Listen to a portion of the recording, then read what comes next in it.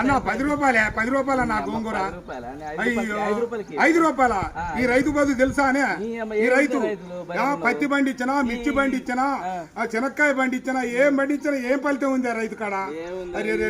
రైతు బాధ తెలుసానే అన్నా? ఇది ఒకటి తెలుసా? రైతు బాధ తెలుసా?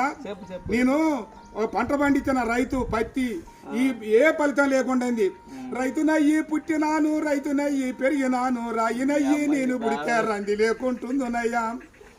పత్తి పంట నేను ఎత్తే మిత్తి కన్నా ఎల్లలే. ఏం బతుకు ఏం బతుకు ఈ రైతు బతుకు చూడరా, ఏం బతుకు ఏం బతుకు. అరే మిర్చి పంట నేను ఎత్తే ఖర్చులన్నా బూడలే.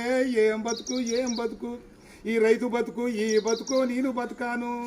పల్లెరుగా ఎల్లో పలుగురాల చేనుగాడ పాములు తెల్లల్లా తిరిగి ఎద్దులాగా ఎద్దు నాగి వానగుంటల నీళ్లు దాగి ముళ్ళ కంచాలెక్కి దూకితే గడ్డి మోపే గొంగడాయే పెంటగడ్డే పక్కల ఎత్తుని అమ్మ బతుకు.